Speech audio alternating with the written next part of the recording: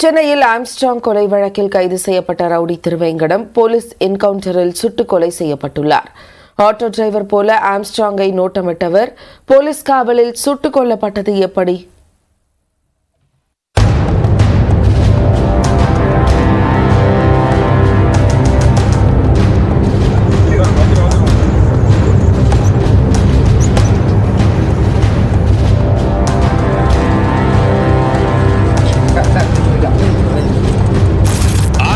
கொலைக்கு முன்பாக 10 நாட்களாக தொடர்ச்சியாக ஆம்ஸ்ட்ராங்கை ஆட்டோவில் சென்று நோட்டமிட்டு அவரை கொலை செய்வதற்கு திட்டம் தீட்டிய ரவுடி திருவேங்கடம் என்கவுண்டரில் கொல்லப்பட்டுள்ளார். சம்பவத்தின் முழு பின்னணி இதோ. பகுஜன் சமாஜ் கட்சியின் மாநில தலைவர் ஆம்ஸ்ட்ராங் சென்னை பெரம்பூரில் கடந்த 5ஆம் தேதி கொடூரமாக வெட்டி கொலை செய்யப்பட்டார். தமிழ்நாட்டையே உலுக்கிய ஆம்ஸ்ட்ராங் கொலை வழக்கில் பொன்னை பாலு, ராமு, திருவேங்கடம், அருள் உள்ளிட்ட 11 பேரை போலீசார் கைது செய்துள்ளனர்.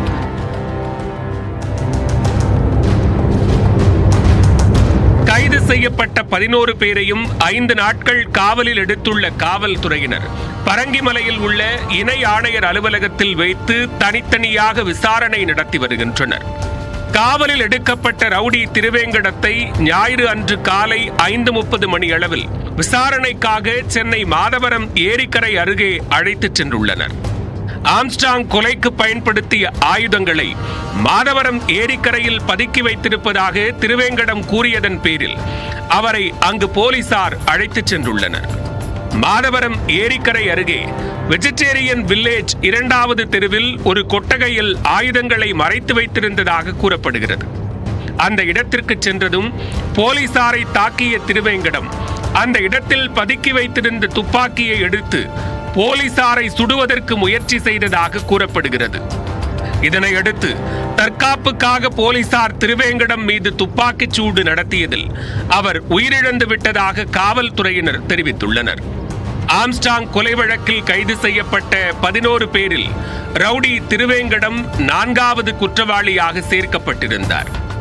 2014 குன்றத்தூரில் நடந்த கொலை, 2015 திருவள்ளூர் பகுஜன் சமாஜ் கட்சியின் மாவட்ட தலைவர் தென்னரசு கொலை வழக்குகளில் தொடர்புள்ளவர் திருவேங்கடம். ஆம்ஸ்ட்ராங் கொலைக்கு 10 நாட்களுக்கு முன்னதாக அவரது தினசரி செயல்பாடுகளை தொடர்ச்சியாக கண்காணித்திருக்கிறார் திருவேங்கடம். அவர் எந்த நேரத்தில் எங்கே செல்வார், பெரம்பூரில் கட்டப்பட்டு வரும் வீட்டுக்கு எந்த நேரத்தில் வருவார், எப்போது அவரிடம் துப்பாக்கி இருக்காது என்பதையெல்லாம் கண்காணித்து ஸ்கெட்ச் போட்டு கொடுத்தும் இருக்கிறார். திருவேங்கடம் ஆட்டோ டிரைவர் போல நடித்து ஆம்ஸ்ட்ராங்கை தொடர்ந்து ஃபாலோ செய்து வந்துள்ளார். ஆம்ஸ்ட்ராங்கை கொல்வதற்கான ரூட் மேப்பை கூலிப்படையினருக்கு அவர்தான் கொடுத்ததாக கூறப்படுகிறது. ஆம்ஸ்ட்ராங்கை முதலில் வெட்டியது ஆற்காடு சுரேஷ்குமாரின் தம்பி பாலு என்றும் 2வது வெட்டை திருவேங்கடம் தான் வெட்டியதாக போலீசார் தெரிவித்துள்ளனர். மேலும் ஆம்ஸ்ட்ராங் கொலையை தடுக்க முயன்ற அவரது அண்ணன் வீரமணியை வெட்டியதும் திருவேங்கடம் தான் என்பது விசாரணையில் தெரிய வந்துள்ளது. இந்நிலையில் அவர் என்கவுண்டரில் கொல்லப்பட்டது பரபரப்பை ஏற்படுத்தியுள்ளது. ரவுடி திருவேங்கடம் என்கவுண்டரை தொடர்ந்து சென்னை வடக்கு கூடுதல் காவல் ஆணையர் நரேந்திர நாயர், கொளத்தூர் துணை ஆணையர் பாண்டியராஜன் ஆகியோர் சம்பவ இடத்திற்கு நேரில் சென்று ஆய்வு செய்து விசாரணை மேற்கொண்டுள்ளனர். ரவுடி திருவேங்கடம் கொலை செய்யப்பட்ட இடத்திற்கு அவ்வப்போது ஆம்ஸ்ட்ராங் வந்து சென்றிருப்பதாகவும் அந்த இடத்தில் வைத்து ஆம்ஸ்ட்ராங்கை கொலை செய்வதற்கும் அவர்கள் திட்டம் போட்டுள்ளனர். ஆம்ஸ்ட்ராங்கை கொலை செய்ய திட்டம் போட்ட அதே இடத்தில் தற்போது ரவுடி திருவேங்கடம் போலீசாரால் என்கவுண்டர் செய்யப்பட்டுள்ளார். ரவுடி திருவேங்கடம் சுட்டுக் கொல்லப்பட்ட இடத்திலிருந்து துப்பாக்கி, நாட்டு வெடிகுண்டுகள், அரிவாள், கத்தி போன்ற ஆயுதங்களை போலீசார் பறிமுதல் செய்துள்ளனர். திருச்சி ரவுடி துரை என்கவுண்டர் பரபரப்பு அடங்குவதற்குள் சென்னையில் அடுத்த ரவுடி என்கவுண்டரில் சுட்டுக் கொல்லப்பட்டிருப்பது ரவுடிகளிடம் கலக்கத்தை ஏற்படுத்தியுள்ளது.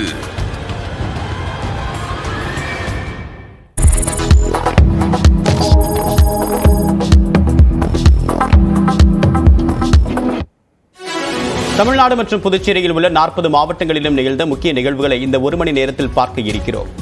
சென்னை தொடங்கி குமரி வரை நடந்த முக்கிய செய்திகளை வழங்குகிறது இந்த 8 திக்கும் என்பது. காலை உணவு திட்ட அரசு உதவி பெறக்கூடிய பள்ளிகளுக்கும் விரிவுபடுத்துவதை முதலமைச்சர் மு க ஸ்டாலின் இன்று திருவள்ளூரில் தொடங்கி வைக்க உள்ளார். 2022ஆம் ஆண்டு செப்டம்பர் 15ஆம் தேதி தமிழ்நாட்டில் உள்ள அரசு தொடக்கப் பள்ளிகளில் 1 முதல் 5ஆம் வகுப்பு வரை படிக்கக்கூடிய குழந்தைகளுக்கு காலை உணவு திட்டம் தொடங்கப்பட்டது. இந்த திட்டத்திற்கு கிடைத்த வரவேற்பை கருத்தில் கொண்டு 2023ஆம் ஆண்டு ஆகஸ்ட் மாதம் இந்த திட்டம் கூடுதலாக பல அரசு பள்ளிகளுக்கு விரிவுபடுத்தப்பட்டது. இந்நிலையில் அரசு உதவி பெறக்கூடிய தொடக்கப் பள்ளிகளுக்கும் காலை உணவு திட்டம் விரிவுபடுத்தப்படும் என்று நிதிநிலை அறிக்கையில் அறிவிக்கப்பட்டது. அதன்படி காமராஜர் பிறந்த நாளான இன்று அரசு உதவி பெறும் தொடக்க பள்ளியில் பயிலக்கூடிய மாணவர்களுக்கும் காலை உணவு வழங்கக்கூடிய திட்டம் தொடங்கப்படுகிறது. திருவள்ளூர் மாவட்டம் கீழச்சேரி கிராமத்தில் உள்ள புனித அன்னாள் அரசு உதவி பெறக்கூடிய தொடக்க பள்ளியில் முதலமைச்சர் ஸ்டாலின் இத்திட்டத்தை தொடங்கி வைக்கிறார்.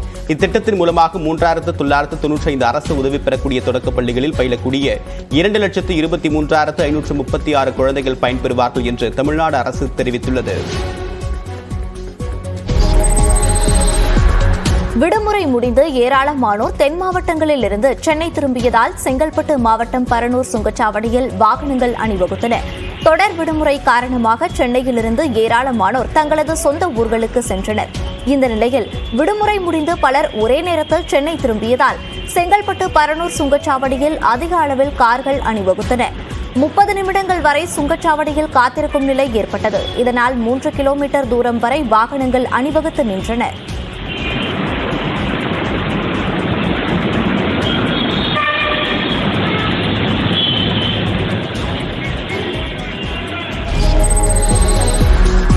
அனந்த் அம்பானி திருமண நிகழ்ச்சியில் கலந்து கொண்டது மகிழ்ச்சி அளிப்பதாக நடிகர் ரஜினிகாந்த் தெரிவித்தார்.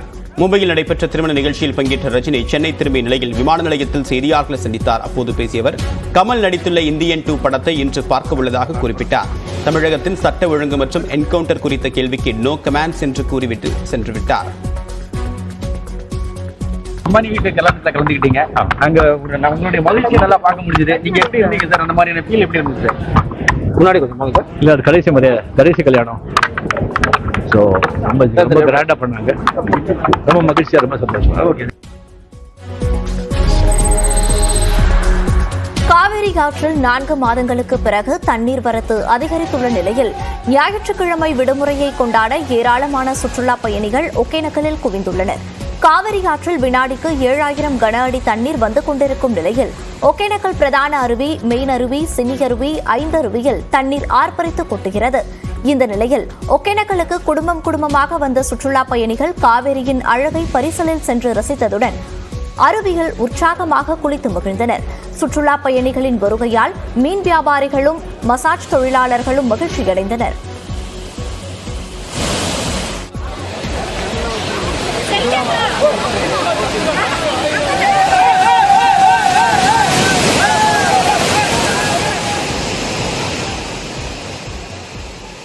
கூட்டம் அதிகமாக இருக்குங்க. ரெண்டாவது ஃபால்ஸில் கூட்டம் அதிகமாக இருக்குது. கீழே வெளியே சுற்று வட்டாரத்தில் எல்லாமே கூட்டம் அதிகமாக இருக்குங்க. நாங்கள் ஒரு 20 பேர் வந்திருக்கங்காட்டி எங்களுக்கு ரொம்ப என்ஜாய்மெண்ட்டாக இருக்குது. நாங்கள் கிளைமேட் நல்லா இருக்குது. இன்றைக்கி பார்த்தீங்கன்னா அதிகமாக வெயில் இல்லைங்க. காலையிலேருந்தே பார்த்தீங்கன்னா மழை லைட்டாக தூரிச்சுங்க. அதுக்கப்புறம் பார்த்தீங்கன்னா மோடமாகவே இருக்கங்காட்டி கிளைமேட் நல்லா இருக்குது. மக்களும் பார்த்தீங்கன்னா வெயில் அடிக்காதங்காட்டி எல்லாம் ஜாலியாக என்ஜாய் பண்ணுறாங்க. பொள்ளாச்சி அடுத்துள்ள ஆழியார் குரங்கருவி எனப்படக்கூடிய கவி அருவியில் ஏற்பட்ட திடீர் வெள்ளப்பெருக்கால் சுற்றுலா பயணிகள் குளிக்க தடை விதிக்கப்பட்டது. ஞாயிற்றுக்கிழமை என்பதால் சுற்றுலா பயணிகள் ஏராளமானோர் தங்கள் குழந்தைகளுடன் வந்து அருவியில் குளித்துக் கொண்டிருந்தனர். இந்நிலையில் வால்பாறை சுற்றுவட்டார பகுதிகளில் பெய்த மழையால் குரங்கருவியில் திடீரென்று வெள்ளப்பெருக்கு ஏற்பட்டது. இதையடுத்து சுற்றுலா பயணிகளை உடனடியாக வெளியேற்றிய வனத்துறையினர் குளிப்பதற்கும் தடை விதித்தனர். தண்ணீர் வரத்து சீராகும் வரையில் தடை தொடரும் என்றும் அறிவிக்கப்பட்டுள்ளது.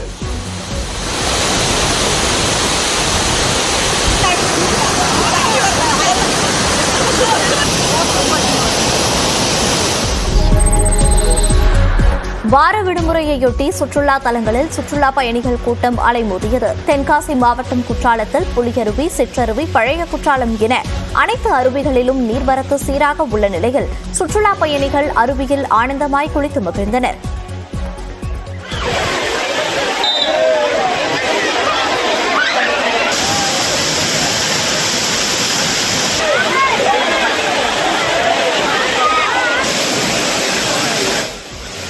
மெயின் அருவி, குற்றாலம், இந்த ஐந்தருவி எல்லாத்துலேயும் செம்ம என்ஜாய்மெண்ட்டாக இருக்குது. அப்படியே அந்த சில்வர் ஃபால்ஸு பார்க்கும்போது அவ்வளோ ரொம்ப அழகாக இருக்குது. பெண்களுக்கு வந்து நல்லா பாதுகாப்பு கொடுத்துக்குறாங்க. கரெக்டாக லைனில் அனுப்பி லைனில் விட்டு கரெக்டாக அந்த குறிப்பிட்ட டயத்துக்கு குளிங்க சேஃப்டியாக அனுப்புகிறாங்க. ரொம்ப என்ஜாய்மெண்ட் பண்ணுறோம். இதேபோல் கொடைக்கானலில் உள்ள பிரையன் பூங்காவில் கூடிய சுற்றுலா பயணிகள் மலர்களை கண்டு ரசித்தும் ஏரிச்சாலையில் குதிரை சவாரி நடைபயிற்சி செய்தும் உற்சாகமடைந்தனர். சுற்றுலா பயணிகளின் தொடர் வருகையால் சுற்றுலா தொழில் புரிவோர் மகிழ்ச்சியடைந்துள்ளனர்.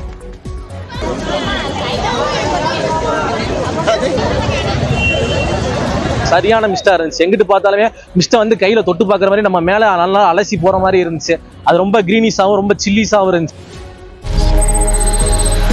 கொடைக்கானலில் 1 மணி நேரத்திற்கு மேலாக காற்றுடன் மிதமான மழை பெய்தது. கொடைக்கானல் மலைப்பகுதிகளில் காலை முதல் மிதமான வெப்பம் நிலவிய நிலையில் மாலை வேளையில் வானில் கருமேகங்கள் சூழ்ந்து மழை பெய்ய தொடங்கியது. அப்சர்வேட்டரி ஏரிச்சாலை, அண்ணா சாலை, அண்ணா நகர், பாம்பார்புரம், வட்டக்கானல் உள்ளிட்ட நகரின் பல்வேறு இடங்களில் 1 மணி நேரத்திற்கு மேலாக மழை பெய்தது. இதனால் மலைப்பகுதி முழுவதுமாக குளுமையான சூழல் நிலவியது.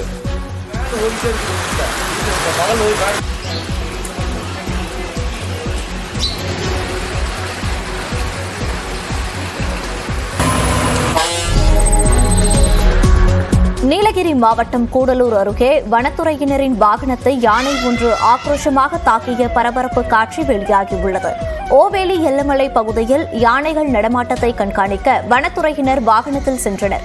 அப்போது அவ்வழியே வந்த யானை ஒன்று பிளறியபடி வனத்துறையினரின் வாகனத்தை ஆக்ரோஷமாக தாக்கியது.